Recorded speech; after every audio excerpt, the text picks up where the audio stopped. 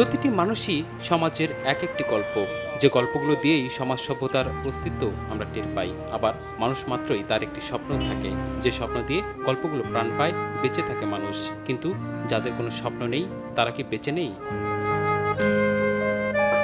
বেঁচে আছেন, যেমনটা রহিমা খাতুন। জন্ম হবিগঞ্জের কোনো এক রাস্তার পাশে। জীবনের শেষ সময় এসেও ভাগ্যের কোনো পরিবর্তন হয়নি। তফাৎ এখন তিনি ঢাকার রাস্তায়। তাই বলাই যায় বেঁচে আছেন ঠিকই, অনেকটা না থাকার মতো করে। এখানে তো দৌড়াদৌড়ি করতেছি, থাকতাছি, কাগজ ছিটতাছে, কাগজ কিনে আনতাছি।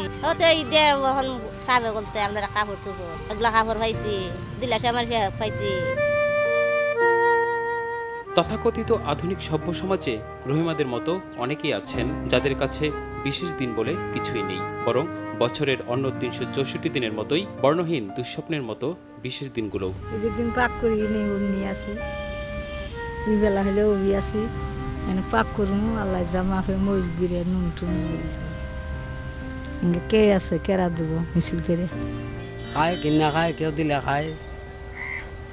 যাও আল্লাহ তকদিরে রাখছা করি, জামা জমা একজন দিলে। আমরা অনেকেই মুখে গণতন্ত্রের কথা বলি, সমাজ পরিবর্তনের কথা বলি, অর্থনৈতিক মুক্তির কথা বলি, সমতার কথা বলি, কিন্তু সমাজের ছিন্নমূল এই মানুষগুলো বাদ দিয়ে আদৌ কি মুক্তি সম্ভব? এটা হয়তো আমাদের অনেকেরই অজানা। বাসস্থান মানুষের মৌলিক অধিকারগুলোর অন্যতম, তবুও উন্মুক্ত আকাশ ছাড়া এদের ভাগ্যে কোনো জায়গা হয়নি। সভ্য সমাজে এই মানুষগুলোর ঠাঁই না হলেও প্রকৃতি কিন্তু ঠিকই ঠাঁই দিয়েছে। প্রকৃতি এমনই নিঃস্বার্থ, আর জীবন বড়ই অদ্ভুত, থেমে থাকে না। যেমনটা চলছে সমাজের সুবিধা বঞ্চিত এই মানুষগুলোর জীবন। মারুফ রেজা, RTV, ঢাকা।